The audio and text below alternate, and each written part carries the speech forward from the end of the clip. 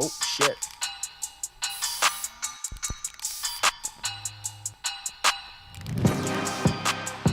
I mean, I don't know. Ladies and gentlemen, Yeah, welcome say something. to the #1 Canadian Dallas Cowboys podcast in the world.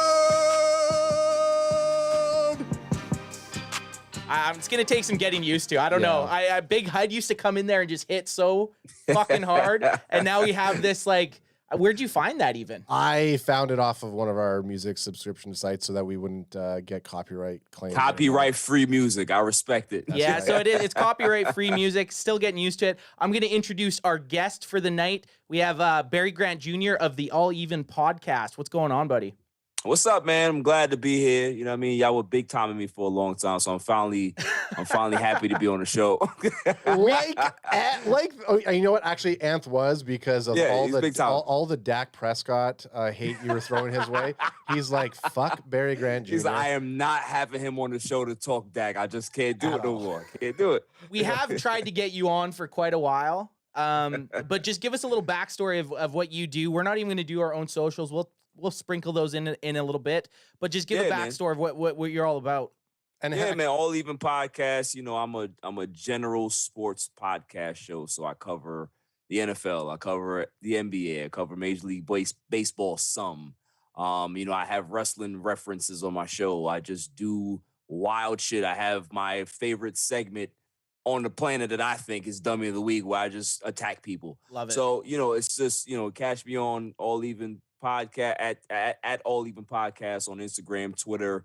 You can go on YouTube and check that out. Have a lot of good content on there. A lot more stuff coming. Have the video show that I just posted Saturday. I was the first show, so you know, more to come. We're gonna do that every week now. So, you know, a lot of stuff coming, man. A lot of fun stuff coming. I'm gonna say what I always hear YouTubers say. We're gonna link it in the in the description. We're gonna put it in Congratulations. the description here and link it in. We're gonna link it in the description.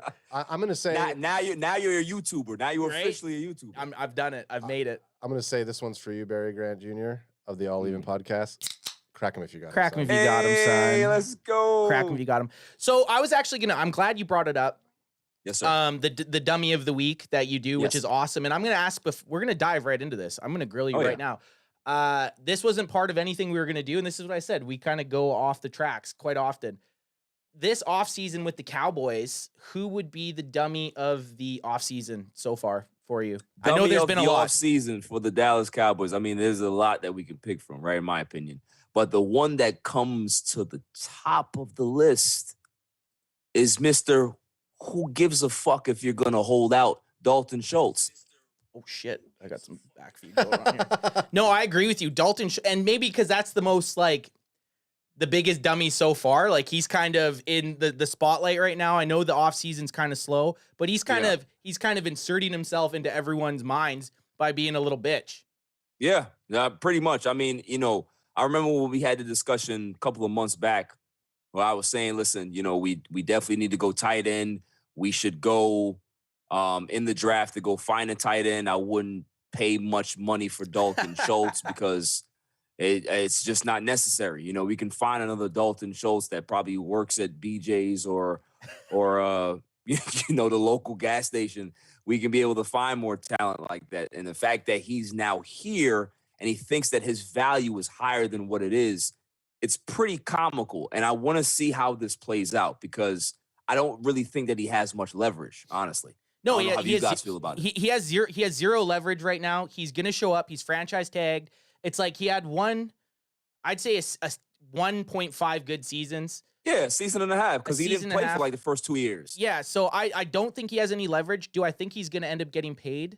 Yes, because the tight end market is starting to increase. Do I think the Cowboys are going to pay him? No. It's like Dallas is going for it. The funny thing is, and this this is going to be a very loose quote. Barry said that if they paid Dalton Schultz any money, that he was going to rock bottom AJ, and then AJ one-upped it and said if they paid Dalton Schultz any money in the 2022 offseason, he would let you rock bottom him through a table. So that is going to happen at some point. Listen, I can't wait to have that posted on the show. When we do that, we might have to go to a ring or do something. I don't know. We might just have an all-out hardcore match between me and Alex. Oh my God. Just get it done. That would be the best. That would be the best. I would love that. Fun fact, back in the day, we did backyard wrestle. We had our own federation. So nice. Alex knows how to take What was it called? Backyard Extreme Wrestling. Yeah.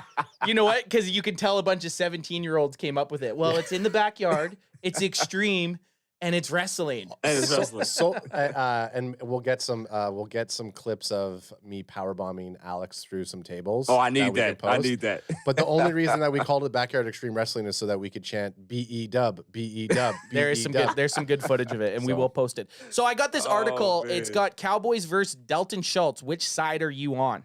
So, right. Barry, I'm going to ask you first. Ad, I'm going to ask you because I know you are kind of a fanboy of Schultz, and so was I at one point. But, Barry, I'm going to lead out with you. Whose side are you on? I think I know whose side you're on, but let's hear why. And let's hear whose side you're on. I am on the side of not paying Dalton Schultz. That's what side I'm on because, you said it earlier that he's had a season and a half to kind of show what he can do. Now, does that warrant you getting a big contract extension? Now, granted, we don't know the numbers, right? We don't know what he's asking for. We don't know exactly what the contract demands are. Is it upfront money? Does he want longevity in regards to more years on the back end? We don't know, right? But it's just the fact that it's fucking Dalton Schultz doing this, and it's not Travis Kelce. It's not, Mark Andrews. It's not somebody like this where it's like a household name. He's a very good tight end, but is he somebody that you should be committing big dollars to when you have other concerns on the roster that you need to be putting money into? I just don't feel that you have to dive a lot of, or, invest a lot of money into your tight end position. You can just kind of draft them and figure it out. They're kind of, I'm not going to say like a running back, but kind of as far as position. I mean, even wide receivers kind of getting to that point where it feels like if you can take a guy that has a similar build and similar style, and you're going to have a better chance of plugging him in. And you know what? If that guy doesn't work out, well, then take another one the following year instead of taking a bunch of resources away from positions that are in need. My biggest thing with it, before I ask you, Ad, what you think, is play your franchise tag, do it again, put up good stats, put up good touchdowns, put up good yards, then start being this little baby bitch. Don't start off with, there's articles of him, oh, tight end's a tough position in the NFL. Well, dude, it's professional football. Every position is hard. It'll be tough if he actually blocked. Exactly. Yeah. He's not even a full. He's not even a blocking tight end. What are you talking about? He doesn't even do the position to full. But I know Ad's a big Schulte fan. We got the 5 fundamentals of Schulte. Are you with Schulte or are you with I think the general populace of Cowboys fans? Well, do I say what our next transition is after this? You can say why we're kind of on the fence with Schultz. I used to be a Schultz fanboy. Yes, I remember. We were big Schulte fans. I think primarily because I think we created this caricature of him in our mind on like what he's like on and off field. And he kind of, as we were making this type of like 5 fundamentals of Schultz and performing the way that we want him to do, he would actually do that. Like we would see clips of him being the same type of character that we created. So it made us love him even more. Stephen White says what I think. Like him and earned a bag. He already got a 10 guarantee. Let him play on that tag on our position now. So I like Schultz, but that motherfucker. Well, so one, it's like, dude, yeah, you probably are deserving to get some more cash based upon your numbers. I don't like the fact that you're not blocking, and I have a couple episodes said get a blocking TE in there and we can see what Schultz could do. But Schultz had some good numbers that he posted last season.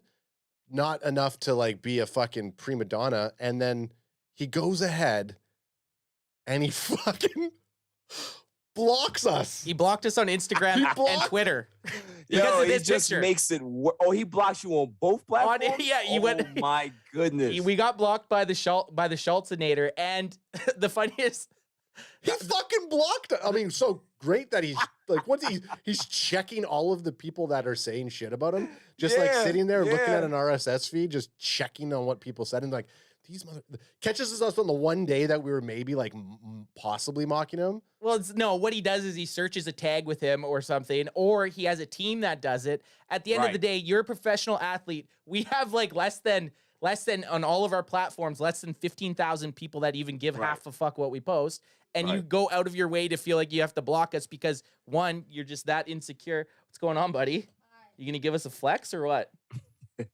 Just out of Mav just out of nowhere. Yeah. But the crazy thing, well, I can't even remember what I was saying. He blocked us. We have about 15,000 people that possibly even follow what we do. You're that insecure that you can't have someone have an opinion of you being a crybaby. Yeah. I said that about every big player. And mind you, think about it. And he plays for the Dallas Cowboys. We're talking about the team that has the most fans out there and gets the most coverage. And you're that sensitive. If you're that sensitive, you on the wrong team, my man. You on the wrong team. 100%. So you still didn't say, are you on Schultz's side or the Cowboys side? I'm on the Cowboys side. You're on the Cowboys side. Yes. I'm always, and I know it should be about a player getting his bag if he deserves it. In a situation like this, I kind of always side with the team. When Dak was up for his contract, when Zeke was up for his contract, when D-Law was up for his contract, I always tend to side with the team because I'm always on the mindset of maybe like, well, do you need that much money to live comfortably for the rest of your life? No. Do you want to win Super Bowls? You know, I'm kind of I'm always that mindset. Like, I get it. You deserve your money. The market's there. You've deserved it. You've played it. But I always side kind of with the team, even though they're billionaires also, right? It's kind of a weird complex. I don't know. No, I agree with you too. My thing with him that pissed me off is the fact that you were basically an unknown. Like they paid Blake Jarwin to be the guy, and Blake Jarwin got hurt. And that's what kind of allowed you to be able to have that spot solely by default because there was nobody else talented enough to play the position. So you just kind of fill the role, right? Yep. But now you want to fucking Willie Beeman us and try to hot time. Like what are you doing? What are you doing? You're not that type of talent. The thing with Schultz, and like you just said, is it even the player or is it the system? He never gets doubled, right? Last year you got CeeDee Lamb, Michael Gallup, Amari Cooper, Tony Pollard, Ezekiel Elliott. They're literally the last person they're game planning for is Dalton Schutlz. Right. Then you get guys like Travis Kelce and Mark Andrews and Rob Gronkowski, who maybe not in his later years, but prior, literally will have teams game plan for them. Schultz is not that guy. Right. Like nobody's coming in and say, we have to deal with Schultz. No, we gotta make sure that, he doesn't touch the ball at least 7 times. Nobody gives a fuck. Like it's just like, yo, if he goes off, he goes off, but we don't want the other guys to go off. You know what I'm saying? If Dalton Schultz kills you for 8 catches and $160, then that's just what it is. Yep. But as long as CeeDee Lamb doesn't give you 9 for 180, you're good. 100%. Yeah, no one's worried about the Dalton Schultz 80-yard touchdown on 1st and 10, right? I don't even think he can run 80 yards. No, 100% he couldn't. And the fact of the matter is like we saw Dak had some really good chemistry with Schultz. Now, is it Schultz or is it just that position? Is it just that route? And think about it too. Since Dak has been in the league, he's always been very tight end friendly. Like him and Jason Witten had a great connection. Jason Witten just didn't have the speed burst or the acceleration to be able to turn up field and get, yards after the catch, but he was always a reliable guy on 3rd down to get a couple of yards. So Dak, doesn't matter who the tight end is, Dak is always going to feature that tight end. You got some chat stuff going? So Stephen White's pretty into the chat, and he's talking about being a diva TE. He's agreeing with Barry on what Barry was saying, but then he is saying, no, he is a threat. I disagree. How many yards did he get? And we looked at it. I'm on it. He had good, like again. No, he had good numbers. Good numbers last year. Yeah, of course. But that's like what you were saying, Ed. It's a part of the offensive system, right? Exactly. Like Dak himself had a great year. The offense, it was a passing offense. Everybody got involved. Yep. You know what I'm saying? So of course he's gonna get those numbers by just being a part of that offense. So his numbers. I mean, where he's probably looking at, and Not saying he watched our podcast last 2 weeks ago, but we brought up a He was too busy crying, playing Fortnite or some shit. But there was Zing. What tight end is getting Njoku from the Browns. Way more money, less production. So Right. when you look at it that way, obviously you can kind of, I mean, you want to look back and be like, look, Scottie Pippen held off for so many years. Time out even though. Time out to that even. You got franchise tag. Tough fucking luck. Yes, Do it exactly. again. Right. Yeah, Right. exactly. And the thing is, you're getting franchise tag for a decent amount of 15, money. I think. I think he got 15 mil. Yeah, just shut up and go play. Like, you're getting paid. Yeah, exactly. And it's the tight end market, what he's probably worried about is he doesn't think he's gonna have production like he had. Exactly. He's probably worried, and then he's probably thinking, even if the tight end market stays high, even if he didn't get paid this year, he's still going to get paid next year. Yeah. Right. You know what he's trying to do is he's trying to convince the old man to give in, right? Yep. Because we all know that Jerry loves the homers, right? He loves the guys that he's drafted, and that's the guys that he likes to pay. They don't like to go after free agents. They go bargain bazaar shopping in the offseason in regards to free agents, but they love to pay their own. So that's what he's hoping for, to be able to convince the old man and say, hey, Jerry, listen, can I get a 4-year deal or something like that? And Jerry be like, oh, all right, Dalton, you're my guy. I love you. We're going to take care of you. I'm going to salt you. Have a salt sandwich, Dalton. Yeah, I'm going to salt you. Don't worry about it. I'm going to salt you. Here's how I'm going to prove whether or not I'm going to give you more money. Can you eat this entire sandwich without drinking a water afterwards? That's sodium intake, Dalton. So this next article, it's more of like a mailbag, and they just ask, and I'm just gonna ask you guys again. Schultz future do you guys see Schultz after this year being a Dallas Cowboy? Well, Jeff, for me, I'll answer it first, and then you guys can go. I think because of what I just said, because Jerry Jones is so adamant on keeping his homegrown talent, that I think that he does get a deal done with the Dallas Cowboys, whether it's a 3-year deal, maybe they do that and give him, maybe 10 guaranteed up front or something like that. I think he's going to get paid by the Dallas Cowboys. You think he's going to be around for a bit? I wouldn't hate it as long as it doesn't cripple us at all, Exactly. Would you hate it if he unblocks us? Well, this is my LVE has been replaced by my number one hit list. Every time Dalton Schutlz could go fucking 10 catches, 120 yards, and 3 touchdowns, his first drop, I'm gonna be like, we should have just cut his ass. Get that nerd back to the bench. Get that fucking nerd on the bench. Yeah, that piece of shit. I knew he was no good. I knew he was no good, right? Adam's way more forgiving than me. I have vengeance. Schultz is on my hit list now. Listen, he's been on my hit list since that day too. So I'm with you, Ant. I'm with you. I'm with you. Once you get on Dummy of the Week, you are definitely on my hit list for the rest of the time. I don't care. Hell yeah. The thing with Schultz, again, like him as a caricature, I think in terms of what they're gonna do, should he stay or should he go? I think there's a lot of other tight ends that if they given the opportunity, they could probably put up the same type of numbers that Schultz put up last year. So if he wants it, he has to prove it this year.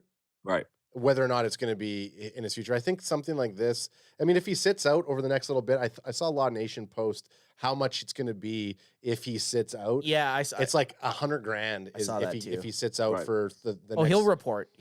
They're at the point that he's used all his leverage, and it's not even leverage. He just didn't go to stuff that he wasn't supposed to. As soon as he starts getting fined, the guy's, he hasn't really been paid yet, right? So he's not one of these guys that's looking for his second big contract, right? He doesn't have the bags of money to be able to sit out these that you have to report to, right? Hey, you don't know what his, I don't know his you don't know what his streaming numbers pull him. Okay, so relax on that. Don't judge. And also too, these guys, man. When we see whatever decisions they make, right? Sometimes we think that it comes from them. It normally comes from their agent or whoever's representing them, and kind of just gives them bad information that can really end up fucking the player over, and then they have to go ahead and do things by themselves and kind of repair it. So, I think they tried to play that card to say, hey, we're going to show them how important you are if you don't show up. Right. And then everybody's in the Dallas facility like, okay, we got all our tight ends in the room, and they don't even realize that Yeah. Dalton Schultz is not there. Like, it's just like one of those things. Like, bro, you don't want to pull this card. I remember the last person that tried to pull a card like this was Melvin Gordon, and they said to Melvin Gordon, "You do realize that we have Austin Eckler here, right? We don't give a fuck." Who ended up if being you want awesome. to help." Right, and it's like, there's the door, and then he's like, no, wait, this is just a negotiation ploy. Like, no, you can go now. Yeah. You can really go now. Like, we actually found our guy. Yeah, you negotiated. Right. You negotiated. You told us to look elsewhere. We took your advice. The Thank you. last thing I'm going to say about Schultz before This interruption is sponsored by Smoke weed every day. our boy Kilo Season. Kilo in the season. house. That was up, Yeah. Kilo. Day one up in the hizzy. What's going on, buddy? Proceed to say whatever bullshit. you Okay. wanna say. It's all bullshit. The reason I like Dalton Schultz so much was because he was an unknown guy, and he did Right. just show up, and he had his chance. He was one. You always like the story of the guy that was behind, maybe never gets his chance in the NFL. Well, now he has Blake Jarwin go down, and he ends up coming out and actually Right. having a chance. And Producing. right? So that was one of the main reasons I actually liked him. But now, like with him coming out talking to the media about how hard tight end is, and then not going to OTAs because of wanting to get paid, and then the cherry on top blocking us and our 6,000 Instagram followers. It's just like, it just makes me think of him as like this little, this like kid that grew up who was super insecure, was really good at sports, but just always needed everybody to like him. Well, You know what's crazy? And I think that personally, I think Dalton Schultz is the one that did it. I think he doesn't have a team. no I think he's fucking just way he on has a team. I think he's just on his computer, like, you know what? Nobody. Oh, you guys don't like me. Blocked. Barry, he has Blocked. 110,000 people on IG and he has 60,000 on Twitter. The motherfucker has no team. We're coming for you, Schultzy. We're coming for those numbers, son. Right. Yeah, and Schultz, you're gonna be begging to be on the. But you know what? This one one's day. for Schultzy. Crack him if you got him, son. Crack him if you got him. You know what's crazy? You know what's gonna happen is that We're gonna get banned Once from this- going to live games. yeah, of course that'll happen. But when this podcast continues to grow, and it will continue to grow, appreciate we'll it. just go straight to Dallas's minicamp and we'll haze him there. That's all we have to do. Fuck Hazel you, Head. Schultzy. Yeah, exactly. Fuck you, Schultzy. We'll just haze him there.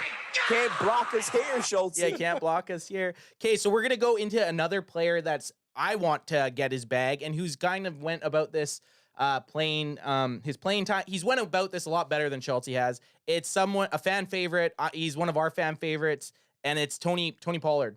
TP20, baby. I think every Cowboys God. fan wants to see the guy get the ball more. Oh, and the Cowboys have now said Tony Pollard exploring receiver role at OTAs, and Pollard's down with it. He says, I don't care what do I have to do. I just want to be on the field and have the opportunity to get the ball.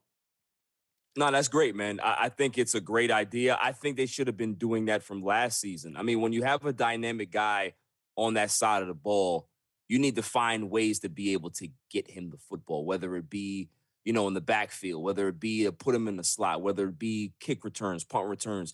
Get him in the game so you can be able to change the pace and really force the defense to have to shift. And now you have an advantage. So they have to do everything they possibly can to get him on the field. Well, with saying that, like, exactly. He's a dude that no matter where he is on the football field, he can touch the ball and he can score. He could be on the 1 yard line. He could be on the 50-yard line or on the 10-yard line. The guy has the opportunity to score. And with them putting him out at slot, I'm assuming he'd be a slot wide receiver. It would be cool to see even him maybe out wide. But Absolutely. The benefit of him being out in the slot or being out at wide receiver is Ezekiel Elliott is still on the field. Yep. Right. I still really like Ezekiel Elliott as the Cowboys running back. The guy can block like a motherfucker. And I know people say this is the big thing. Well, we're not paying him to block. No, we're not. But him having two playmakers like Zeke and Pollard on the field at the same time instead of one of them off the field just makes zero sense to me.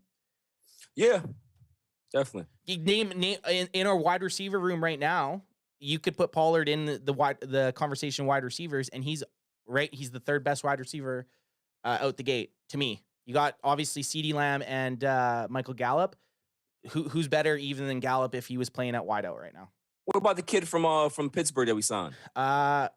James Washington. I still think I'd rather see Pollard at slot in the slot than James Washington. I mean, I agree, but I think James Washington is going to have a very solid year, man. I hope he so. He may end up making, getting paid from either somebody. I don't know if we're going to pay him, but I think he's gonna have a chance to have a big year because he has the opportunity. But like you said, I think Tony Pollard has the chance to actually be the third best receiver on this team. And when you got a guy like that, you just hope that the coordinator and the head coach can be able to figure it out to get him on the field and put him in the right spots to succeed. And to your point, and with Zeke, the fact that he had a PCL tear last year, which probably is why he wasn't so productive. Let's see what happens this year. Yep. Repaired his knee, let's see if he can be able to kind of bounce back and be that guy that we think he can be. Not the Zeke, the first 2 years, but at least somebody who can at least get his yards per carry up past 4 again. Yeah, or like a guy that, maybe he's not going to break a 60-yard run, but I'd like to see I'd like to see him at least challenge a couple guys in the secondary. Well, I just want to see, I do want to see some like different schemes that the offense can do if you have someone like TP20 in a slot role with Zeke on the field. Talk about like maybe like a reverse and then Zeke's going upfield blocking. Just like anything. But I mean, just like I think it adds the versatility. You could do a quick drop down or a quick hit. I mean, I think the fact of TP20 being on the field and being number 3 wide receiver in terms of like yards, I can absolutely see it happening. Again, how's the production going to happen? We're going to see once the season starts. Well, this says how good of an athlete this dude is. He's in contention to be able to just go out and play wide receiver. And then he's arguably, in a lot of circles, he's arguably the best running back on the Cowboys right now. There's a lot of people that think he's better than than Zeke. And maybe at this point he is the better pure runner, but I still think Zeke is the better overall running back. Right. No, I agree. I think, if you try to go with Pollard as the featured back, like a third, he's just an every down back. I don't know if he has the ability to do that, but he can be the change of pace back that you need behind a power runner. You need 2 running backs in this league. Hell yeah.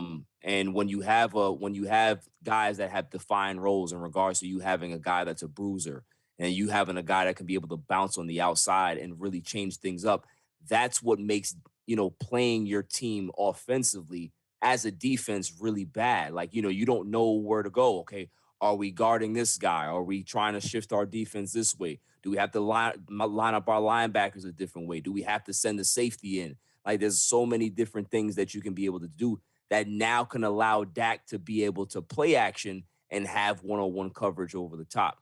So there's a lot of things that putting him on the field can be able to open up. Well, and that was one of our biggest issues last year as far as play action goes. I felt like we got away from the play action. I feel like we got away from the running game so fast that no one was even scared of a play action attempt. Yeah, because you have no frills more calling the fucking plays. Right? He is just, and Vanilla pudding. I think this is actually, and I didn't even have this on the list of shit to talk about, but it is an important thing to talk about. I think a lot of the guys on our coaching staff are in, and they were saying this last year, make or break year.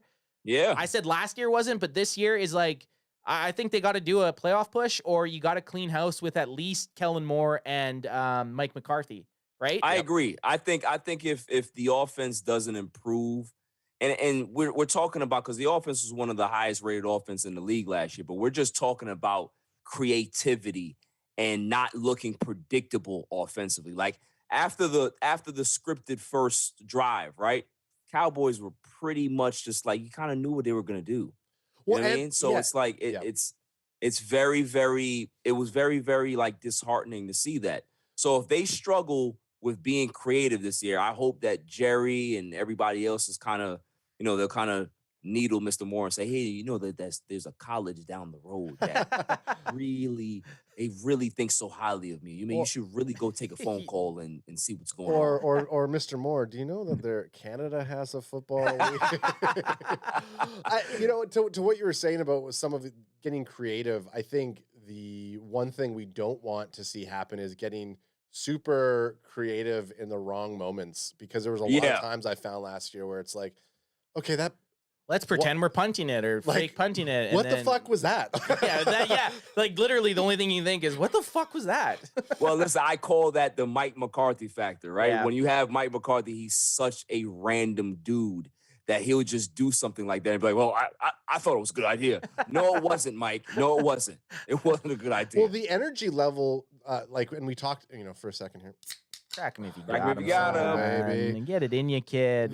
The one thing with McCarthy, and it's like, if we, obviously I don't want to say, we're not going to do this. We're not going to go further than what we did this past year, but the team of the Cowboys this year, and even, last year, his energy level didn't match the team. No, it didn't. And obviously when things aren't going right, you need someone to come in and almost like scream in a way, Or just show they give a fuck. or show that Right. you You know, have like, some I wanna sort see of some effort, I right? want to see some, which I mean, that is true, but you also get a guy like Bill Belichick who's not like that. There is coaches that can pull it off. True. But the telling sign was Mike McCarthy coming out after the playoff loss saying, well, I could tell they were nervous. It's like, what? Why the fuck why is your football team right. nervous? That's not the thing to say. That's not the thing to say at all. 21 Armando, what's up? What's up, bro? No, that is not the thing to say. Like, that is the last thing you should come out and tell the media. That's a complete coaching error. Not saying Exactly. it, having them be nervous. Yeah. Exactly. You won a fucking Super Bowl, dude. Yeah. Yeah. How the fuck are you letting this team coming into the wild card? Was it wild card round? Yeah, wild card. How the hell is a team coming into the wild card round against a team with on paper? Yeah, okay, San Fran had a lot of good players. They should not have went as far as they did in the playoffs. Playoffs, right? I don't know. Call me Playoffs. crazy. And then they ended up going on, and San Fran had a great run, and it just shows coaching in playoffs and being able to. Matters. It matters, man. Yeah, it definitely matters, man. I mean, listen, I think Mike McCarthy understands the urgency of being able to figure out the pulse of this team, because if he doesn't understand what's going on this year and kind of gets a feel and a hold of it, Sean Payton You is think? right behind him. Like, hey, Jerry, You've been pushing the Sean Payton narrative for a Listen. bit. You're all about that. if you want a coach to be able to get in people's asses and be creative, that's the guy that you want. I mean- The report just came out today. I don't know if you guys saw it, that the Dolphins offered Sean Payton 4 years, $100 million. They were willing to pay him $25 million a year to coach their football. Imagine being the Dolphins coach right now. Right. I mean, look, I saw Wow. I saw Sean Payton's Crazy. Netflix film, and it's like, okay. Which one? What's that one? Draft day? Yeah, no, with Kevin James as Sean Payton. yeah. Honestly, funny. Anyways, we're good. It's a decent movie. It was all right. It was all right. Sorry, before. So Sean Payton, I feel like there's two kind of coaches that Jerry wants. The one coach who can kind of be a pushover, like a McCarthy, where Jerry can kind of coach through McCarthy, Or in a way. Jason Garrett. Or Jason Correct. Garrett, or he wants somebody that Or can Wade kind of Phillips. come in, win that Super Bowl. Sean Payton might not necessarily agree with everything that Jerry wants to do, but I don't think Jerry would tell Sean Payton, Jerry, This is we're how doing it goes. anal. What? I caught you off guard with that one. I mean, yeah, Sean Payton's like, I'll do anal, Jerry. Whatever. So we talked about, if anything, Kellen Moore would probably go before Mike McCarthy, I Okay, think. well, before you say this is Because- you know how we're talking about, like, you want Mike McCarthy to do like the big dick energy, yell at someone. Yep. I don't even want that. I want him to come down in the second half of that San Fran game and say, "Listen here, you little fuck," to Kellen Moore. I'm calling the plays for the rest of the half. Yeah. Right? Yeah. You're done. You're done. You're done, You're done, son. You know, I'd You're rather done. see that. Like, if it came out, oh, Mike McCarthy took the play calling duties over. No, you want him to come in like Denzel, Do or on die, the, man. on the coach and say, get your guys in line, or else I'm going to start calling the plays. Oh, yeah, for exactly. sure. Exactly. Who, Coach Boone to Coach, what the fuck's the other guy's name? Yost. Yost. Yost. Yep, Coach Yeah, Yost. Coach Yost. You're taking my son out. He's taking my son out. Yeah, and so 'cause so he we talk sucked. about McCarthy, we talk about Kellen Moore. What's your guys' and this is from 21 Armando. What's our thoughts on DQ. DQ? I love Dan Quinn. You know what? And I'll say this, and I'll pimp myself out all the time. When we hired Dan Quinn, I was one of the few people in the Cowboys world that was happy with the hiring. Me too. Me right? too. How could you not? You look at the guy's resume. Everyone's like, "Oh, well, you see what happened with Atlanta." Yeah, he was one Tom Brady miracle away from winning the Super Bowl with the Atlanta Falcons.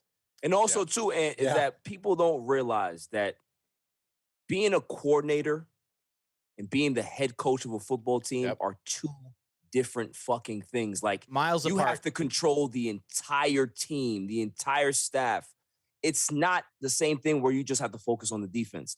Yeah. He is more of a coordinator guy. It's just like Rex Ryan. 100%. Rex Ryan was a decent coach for the Jets for the first few years, but he made his bones as a coordinator because he was able to just sink his teeth into the defense. There's guys that they're just role players. And Dan Quinn is a great role player. There's nothing wrong with that. I agree. Dan Quinn, I think the biggest signing of the offseason was retaining Dan Quinn as our defensive coordinator. Yeah, we were excited 100%. About that. Oh, he's one of those guys, I think, that like if they were going to get rid of Dan Quinn, you talk about like a player sit out or players walking out. You better keep him.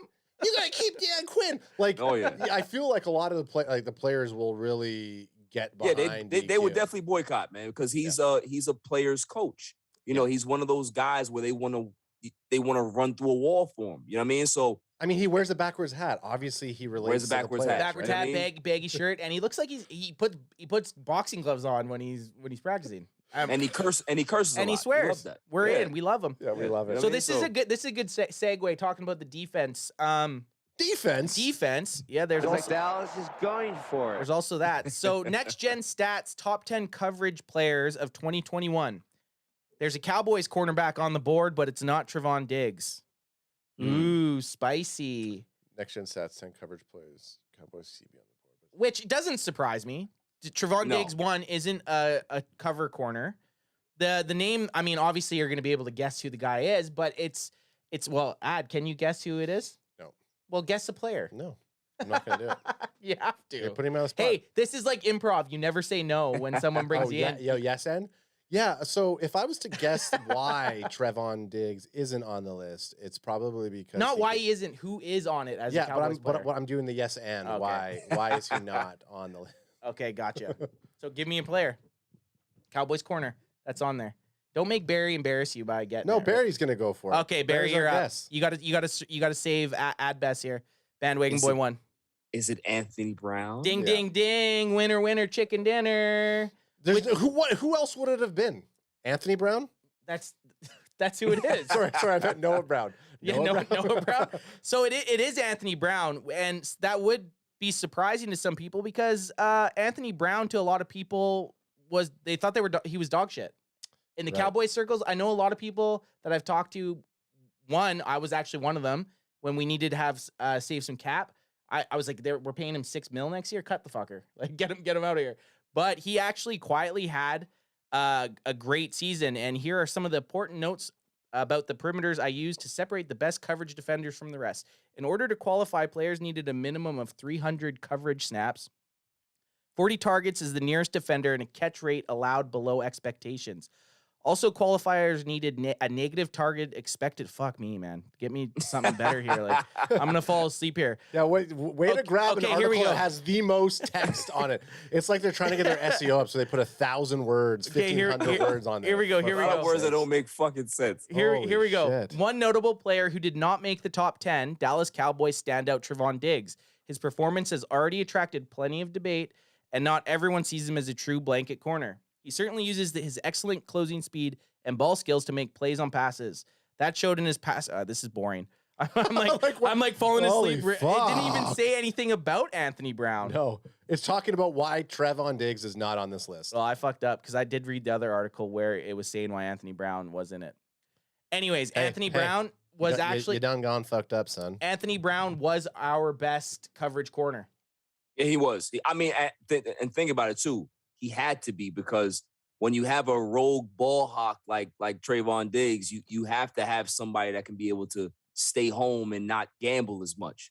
So, you know, there's a good balance there. You know, a lot of people clown and shit on Trevon Diggs, but honestly, he is who he is. Like, you know, if you have a guy like that, you just got to make sure that everything around him is solid, and you got guys that are very sound fundamentally that don't take risks. Yeah. So it's not really a big deal. So honestly. 100%, I would rather have a guy that's going to take that risk than someone that's too scared to take the risk.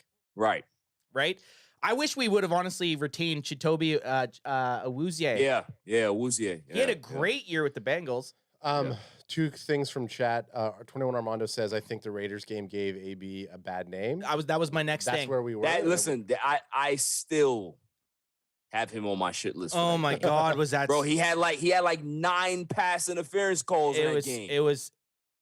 We were there live, actually. Yeah, we were there. And that was the game that you guys. Every time, like we would go nuts because the ball wasn't caught, and we're going nuts, and then it's like, there's a fucking flag. Yeah. Anthony Brown, I am going to sneak down into the change room. It's everybody. And hit you. Look, everybody is allowed to have a very bad game, and that is just what. Not on that spotlight, Not man. on that spotlight. Not Thanksgiving. Not Thanksgiving Day. Thanksgiving Day, man. That's what everyone thinks of, right? This is a great comment, but it's a little too late from Eric Serrato. Breaking news: Jerry Jones hires actor Will Smith to slap some sense into offensive coordinator Kellen Moore. There's never anything. That's a good one. I like that one. That is not too late. That was perfect timing. That was perfect. That's a segue. That's a segue. Okay, so that's a segue. We're gonna be going into. That's a segue. The Cowboys are gonna be going into. That's a segue. Let's get a soundbite in there. Oh, sorry about that. Whammy. Oh shit! I didn't mean to hit it the second time. Do your favorite one. Where's Zegama? Zegama Beach. There it is. That is my favorite soundbite because no one knows what it is. 3 things we'd like to see at Dallas Cowboys mandatory minicamp. So I'm not even gonna check what they want or what they want to see on where is this? What did I steal this? Blogging the boys. Your favorite. Tony Catalina. I wonder if he's Italian. Oh, that's my guy, man. I had the editor in chief on my show one time. Tony from Blogging the Boys. Yeah. Nice. Okay, so we won't talk too much shit about blogging with the boys. Well, the thing is, you have to. You can never. You have to talk shit. No, about I don't mean you blogging have with to the talk boys, shit right? about everybody, but I'm a very firm believer. And actually, Barry, before we get into anything, I'm going to ask you a question. It's going to be a little bit of a rant and then a question. I'm a firm believer that you always have to just be who you are, no matter who you're talking to. That's it. You know, I don't care who I'm talking to. You're going to talk to them. As Right. unfortunate, as awkward as it might get, I'm just going to be myself all the time. Right. That's where Adam comes in, and he can be the whipped cream on the shit. He's the smooth, and I'm like the. He could be the good cop. He could be the good cop. And that's what I'm gonna I'd go. be a good politician. You know, You'd what I'm be, saying? yeah, you would be. You would be a good politician. I'm gonna ask you here, Barry. I saw your post about you being a heel now, kind Ooh, of thing. I like it. Yeah. So give us a little bit of a backstory. Get rid of this 3 things we'd like to say. I want to hear some from our guest here. So you've kind of done a little remaking of your show here in the last. What do you say? A week or 2? Couple weeks? I would say 2 years. I mean, it's evolving, right? So I remember when I started the podcast, I was like, I was really focused on doing it radio style. Like, was have to be, buttoned up and, you have your segments and all that stuff. You got your breaks because that's what I was looking for. I was looking for, hey, maybe I can get, some looks on a radio station, or maybe somebody will hear me and, I don't want to curse too much. And the person that kind of like brought it to my attention was my mother. Wow. And, rest in peace, my mom. Oh, rest in peace, man. Yep. She said to me, I love your show. You know what you're talking about. You sound good. She said, but there's something missing. And I'm like, what's missing? What the hell is missing? Was the edit off?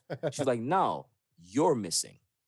And I was just like, I don't understand what you mean. And she was like, when I speak to you and we talk about politics, or we talk about life, or we talk about sports, and you're telling me about your Mets, or you're telling me about whatever, you are yourself. You're animated. You use swear words. That's who you've been since you were 12 years old.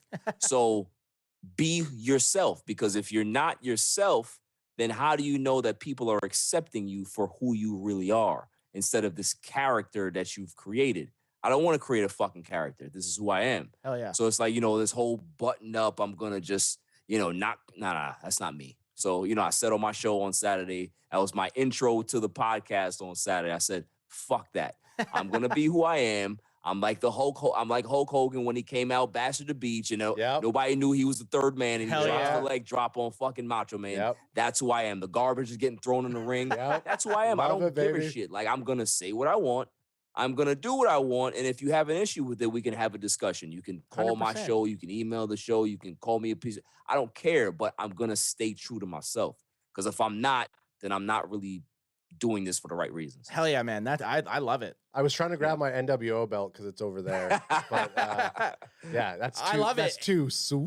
And Yeah, exactly. You know what? And it's probably just easier to do, just Yeah. be yourself. And I'm a natural heel. I'm a natural bad guy. That's Hell just, yeah. just who I am. Like, I just say things and people might not agree with it, but I don't give a shit. It's just, I mean, just who I am. if we were looking at the late '90s, early 2000s, the heel babyface thing could still be, but now it's like Right. you're at it like Stone Cold Steve Austin, even at the height of his well, I mean, he's always been pretty large. I don't think I don't think he's ever gotten cold. He was still Stone Cold Steve Austin. He was still Exactly. a heel in certain standards. So Yeah. the beautiful thing about the internet is you could say shit. You'll get guys like Dalton Schutlz blocking you for no reason. I mean, fuck you, Schultz. I don't think like I'd say he's either a heel or he's always going to be a hundo. He's going to say exactly. Anth is definitely a heel. Yeah. He's definitely a heel. Oh yeah, yeah. You don't give a fuck. Well, you don't give a fuck. Like Someone- 100% doesn't give a fuck what the situation is. He's not going to go. He'll just say it exactly how he feels it Yeah. in that moment. Yeah, and it sometimes bites you in the ass, but you just gotta just say whatever, it feels good. Like, I would rather have that happen and be like, oh fuck, maybe I shouldn't have said that than Right. wish I said something and not said it. Yeah, then you feeling like you're gonna explode because you want Yeah. to fucking say something and you didn't say it. Like, nah, fuck that. Yeah, it just feels good. And you know what? I find it brings up good discussion and it's good. I love the new Barry Grant. I do. Well, Nah, I was gonna seriously, say- like, I was I gonna don't say know if you 'cause- guys heard the show yet. Real quick, I said on the show there was a segment. I was like, there's a report out there that Robbie Anderson was hinting at retirement. So I said, I'm thinking about this, and this information is going into my processing center in my head, and I'm sitting there, and I'm like, okay, who the fuck cares about Robbie Anderson hinting at retirement? Like, why is this a story? Yeah. Who gives a shit? Who gives a Who shit? cares? Nobody like, cares. You know what I'm saying? Like, it's just like nobody cares, and I'm the person to say it. Outside of the Carolina Panther fans, there's like 15 of them. Like, that's the people that were concerned about Robbie Anderson. Otherwise, why do I need to go on my Bleacher Report feed and see that? Who gives a fuck? Who cares? I love it. See, and that's the entertainment I like to watch. That's Yeah. the shit I like to watch. I like to see someone, and you know what? Even if there is cursing, not cursing, I just like to see someone who's being legit. And Right. one, you're very, very, very knowledgeable with sports. A bunch of sports. Like, well, I said to you, I don't even like basketball at all, but I started kind of somewhat following basketball a bit, Right. just so I can know what the fuck you're talking about. Like, even today, as we're like in the green room here, I'm asking you basketball questions. Yeah. So Yeah, you're like, who? Draymond? Who's Draymond? Yeah, Draymond Green? Who is Draymond Green? Who's Draymond? Hey man, because I do like sports. I'm just basketball's not my thing. Exactly. There's nothing wrong with that, man. It's all right. And you know what? I did actually last year. I kind of started watching the finals just because a guy I worked with was a huge Milwaukee fan. So I was Yeah. like, you know what? I'm just gonna cheer for the Suns just to have some shit at work. It's just And fuck with it, right? I watched the whole series, and it was enjoyable. Minus I lost the bet and had to pay him money. It was enjoyable. So. I mean, Nah, bad. Listen, man. Once you understand it and get into it, I've been playing it my whole life, so it's. I watch the game a little differently. I don't watch the game with sound, because I don't want to hear what the announcers have to say. I like to see it myself and watch the plays and see what type of schemes they're running and stuff like that. So, it's a beautiful game, but it's not for everybody, and that's okay. That's why sports is a great thing. You can be able to pick what the fuck you want to watch. So, What'd you play, point guard? yeah, I play point guard.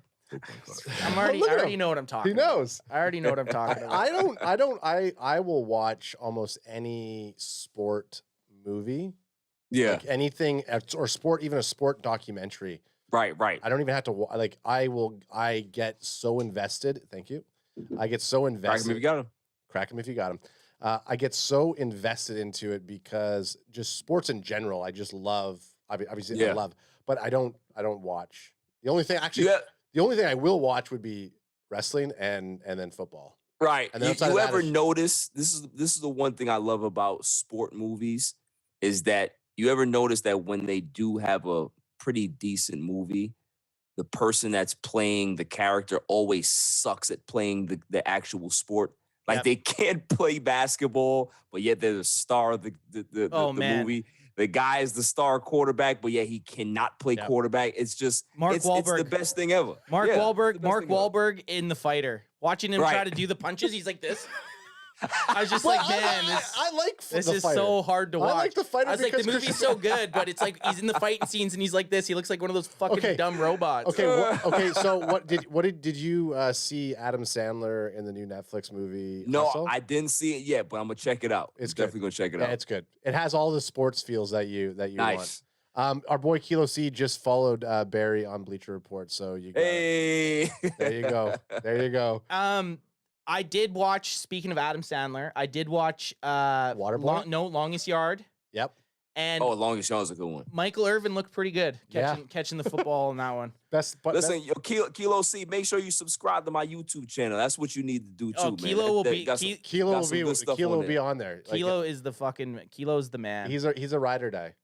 Nah, But- man, he always has some good comments in here, man. I appreciate that. The big thing about Sandler though is that he legit can ball. Like he is Oh, a good good at basketball. basketball. Nah, yo, Yeah. listen, yo, he's funny as hell. Like there was some clips probably like a year ago where some guy was just driving across like next to a park. Like just a random fucking park, and Adam Sandler's out there hooping. Yeah. with kids. Nice. Like Yeah. that's just, and he's not even in any basketball gear. He has shorts on Yep. with like a long ass dirty shirt. Yep.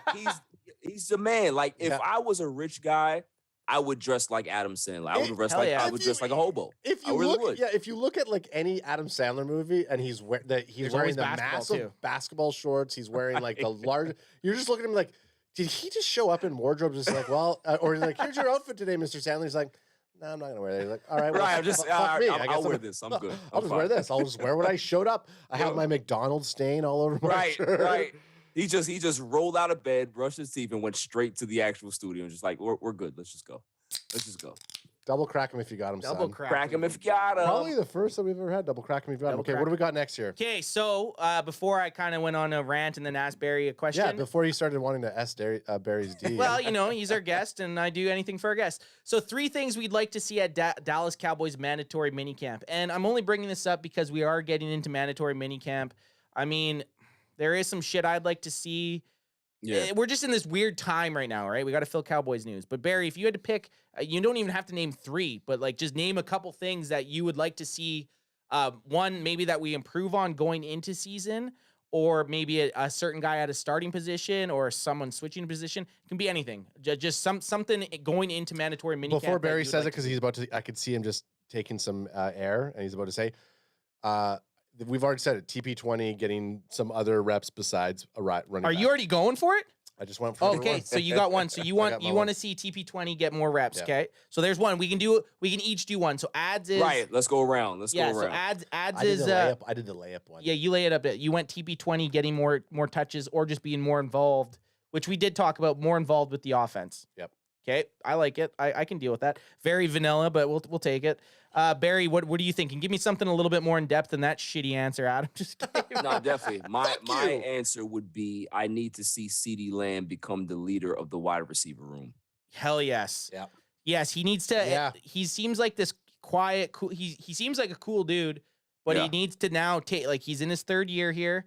This is kind of when you separate the men from the boys, right? Like Yep, if you want to. he needs to become the leader. He needs to grow up a little bit, become a little bit mature, and take the handle of that team. And because we're gonna go as far as obviously the quarterback, our skill positions, but he's gonna be the guy this year. So if he's gonna be the guy, he has to lead like the guy. Which we obviously reports of Dak and CD moving their lockers closer. I mean, it sounds so stupid when they're like, oh, they're moving lock.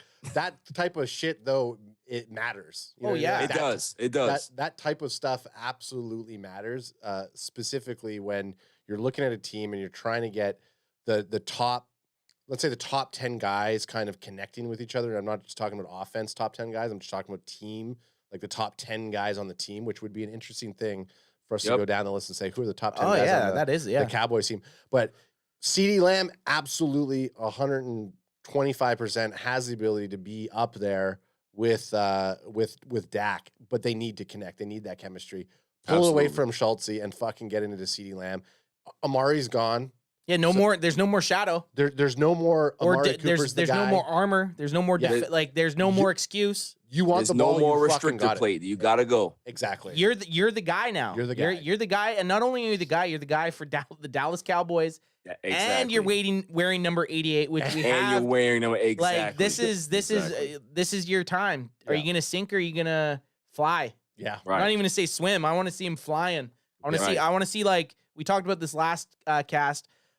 I think, to me personally, anything if he has under 1,200 yards and under 10 touchdowns, I'm probably going to consider it a fail on the season. Oh, 100%. Listen, I'm expecting bigger numbers than that. That's what I mean. But like, I want like 100 catches. I want 1,400 yards, and I want at least 10 touchdowns. Yeah. If you want to be number one for America's team, that's and we're 88. Like you got who? Des Bryant, Michael Irvin, Drew Pearson. It's absolutely you're the guy. Like it's your turn to go, and it starts here at mandatory minicamp. I like the fact that Dak is now involved in all the offseason. There's no COVID, hopefully.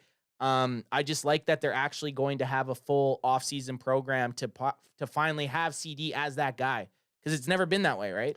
Dak fully healthy, CD in that role, TP20 getting some call it rogue reps as a wide receiver. Rogue reps. and Zeke putting up the production. I mean, I didn't want to steal whatever you're going to say, maybe because you're going to say Zeke. No, I'll probably do something defensively. Oh, of course. I would like to see you defensive son of a bitch. You right. I'd like to see Sam Williams step in, like come into mandatory mini camps and be like, okay, we made the right decision letting Randy Gregory go, and 2, we made the right decision drafting this guy at 2, and I hope Sam Williams. And I mean, it's a lot to put on a rookie, but it's like.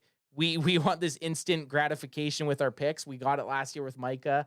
And I hope that we strike gold, strike gold twice in back-to-back seasons. I'd really like to see Sam Williams step into that role and take that role as the either defensive end.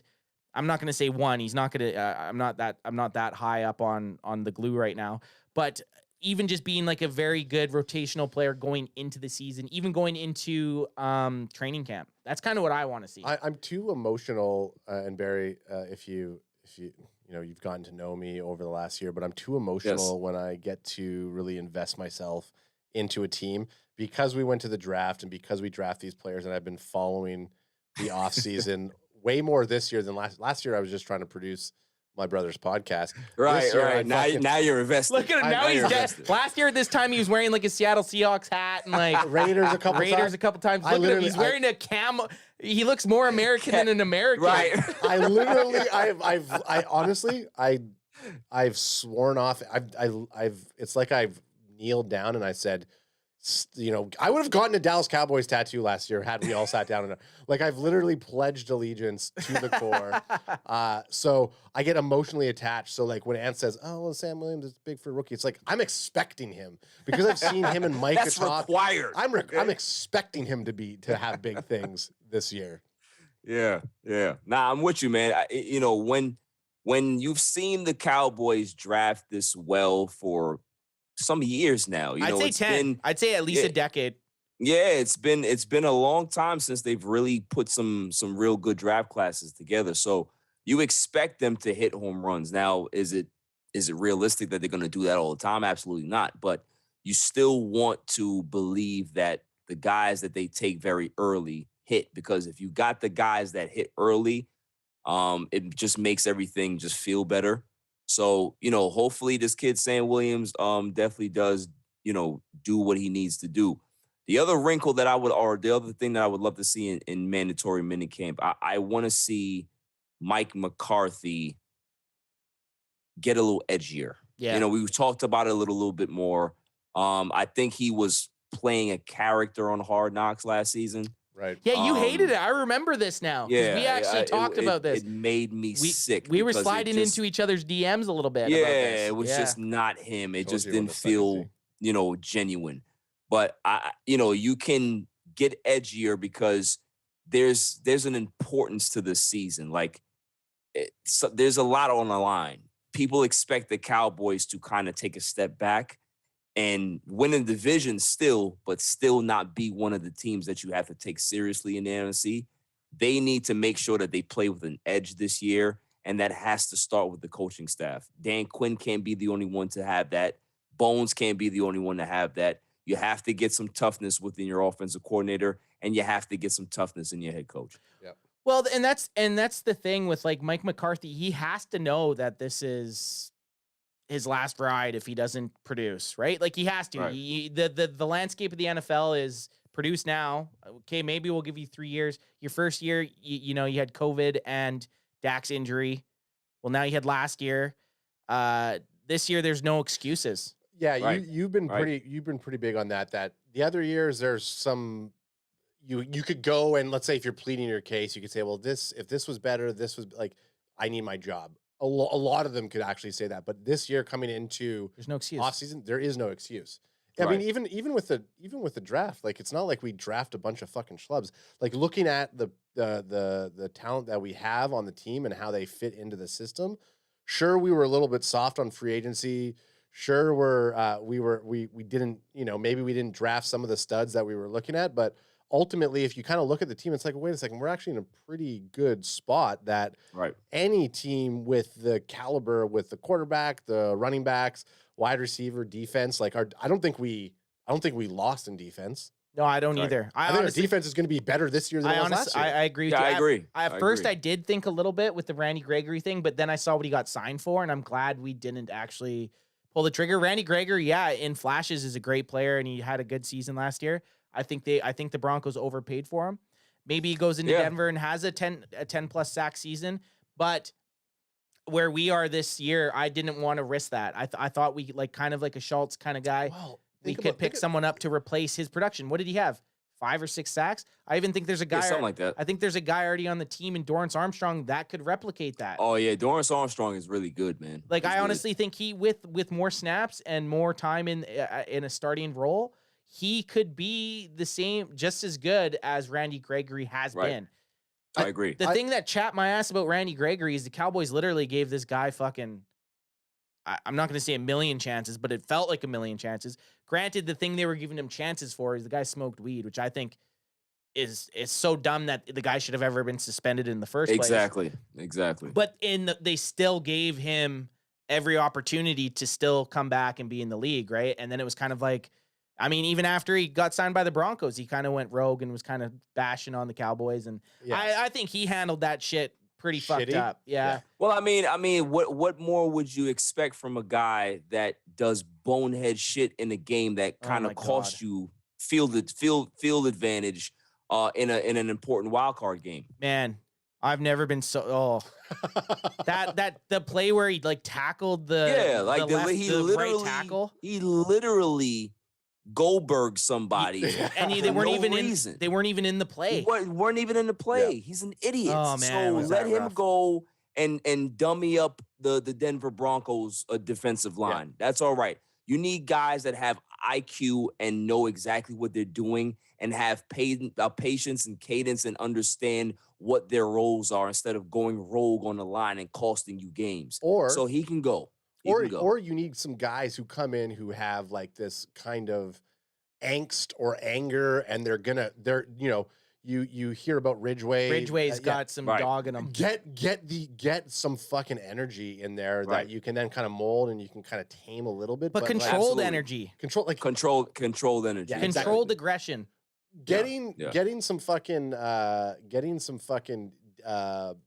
flags, as long as you can fucking put maybe some fear or some fucking Yes. I want that. It's the type of- timing. Yeah. The timing Exactly. of It's his flag all was timing, so bad. man. It's all about just using your head. Like No, sorry. What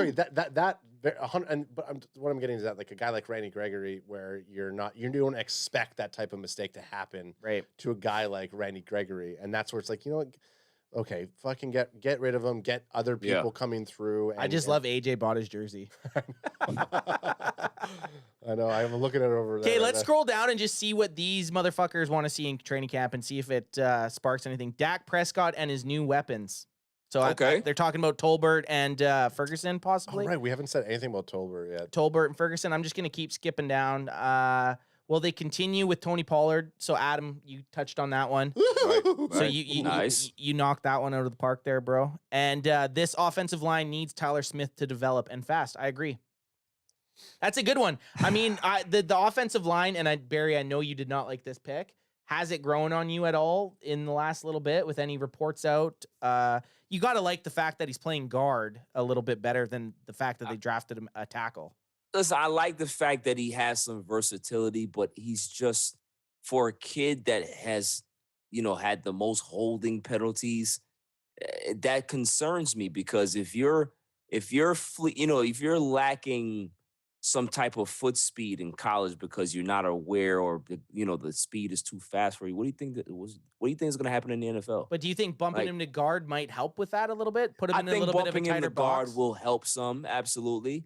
But it's just like what the report says here is that they're hoping that he can come along, but are we waiting on a project? Like what is the time frame? Yeah. Like how are we going to be able to gauge if he's ready? Well, he's going in. He's going in no matter what. Because that's what I'm saying. I honestly think he can't be worse than McGovern. He can't be worse than Connor McGovern at left guard. He could. You think so?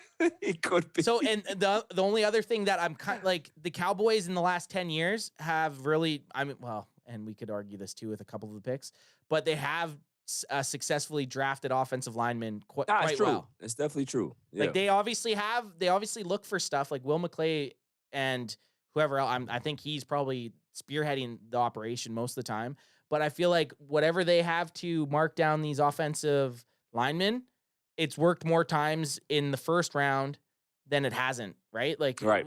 I agree. In the last 10 years, who's a bad first round offensive lineman we've taken? You can't name one. Nah, you can't really name one here. So I mean, listen, you got to put your trust into the scouting, right? If McClay thinks that this is a hit, then we got to see how it unfolds. We can criticize it all we want, but once the games start, we're gonna really see if this kid is about it. 100%. You're gonna know, and you're gonna know pretty quick. Like you can tell when someone on.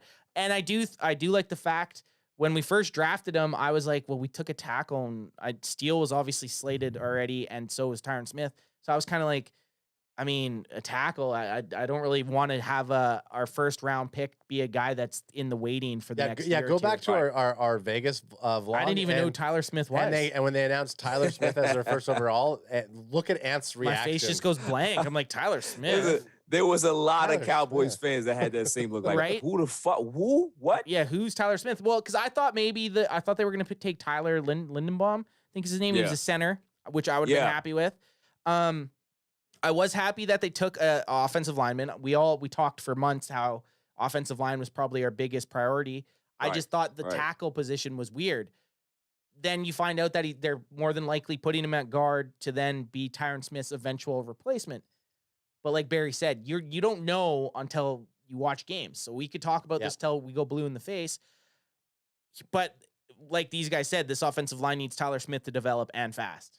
Yeah, Stephen White in the chat saying our young starting linemen have had a full offseason to get gains. They're vets now. They don't want to give up their jobs. Won't be easy. No, I agree. And you know what? Having Connor McGovern battle out for that left guard position against this dude, that only makes everyone better. Even if McGovern outbeats it might be a pill for the Cowboys to swallow saying our first round pick isn't ready to start.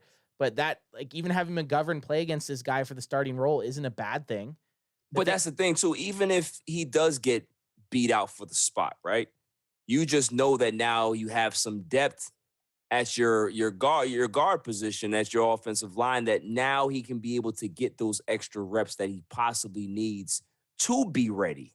So, there's a lot of ways that you can be able to get prepared. Like, everybody's different. Some people need to just get thrown into the deep end and learn how to swim that way. Other people need to actually just kind of learn the ropes on the sidelines and kind of watch other people do it, and then they can be able to learn by osmosis. So they have to find out how this kid how he learns. 100%. And if either way works, then let's go with that. Yeah, I agree. So Barry, I'm gonna ask you one last question here, and then we're gonna get the F out of here.